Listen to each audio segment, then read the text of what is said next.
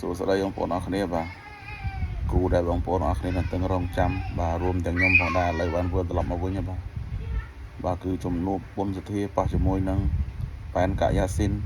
ដណ្ដើមខ្សែក្រវ៉ាត់ Gainsbird ទឹកប្រាក់40លានរៀលបាទគូនេះខ្ញុំធ្លាប់និយាយឲ្យម្ដងបងប្អូនអរគ្នាខ្ញុំថាពុនសធាជាអ្នកទទួលបញ្ជាជំនះបន្ទាប់ខកខានអស់រយៈពេល1ខែមកឥឡូវត្រឡប់មកវិញហើយមកសិនណាខាងទូទួគាត់បានបញ្ជាក់ថ្ងៃខែឆ្នាំកណ្ដាលដែលពួកគាត់ទាំងពីរត្រូវចូលរោងការបាទគឺថ្ងៃទី18ខែមករាឆ្នាំ2026ហ្នឹងបាទគូនេះបើសិនជាបុណ្យសធាហាត់អត់ពេញស្ទើរកម្លាំងយ៉ាស៊ីនស៊ីហើយបាទហើយទឹកផ្្លាត់របស់យ៉ាស៊ីនកន្លែងណាមួយដឹងភ្លឹងហើយបាទបាត់មាត់ឈឹងហើយបាទតែយ៉ាងណាក៏ខ្ញុំនៅតែជឿជាក់លើបុណ្យសធាថាគាត់ធ្វើបានល្អ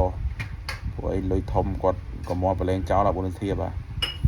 គូនេះបុណ្យសធាចាញ់យ៉ាស៊ីន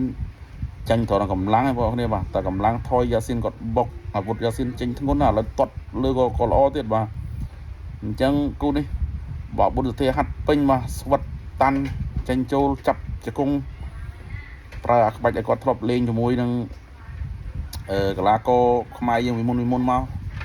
តានីដឹងថាឈ្នះយ៉ាស៊ីនដោយស្រួលបាទតែបើសិនជាហាត់មិនពេញទេបាទគូនេះពិបាកនិយាយដល់បងប្អូនគ្នាបាទខ្ញុំឲ្យបុណ្យសធាលើយ៉ាស៊ីនហ្នឹងក៏មិនច្រើនបងប្អូនគ្នាបាទ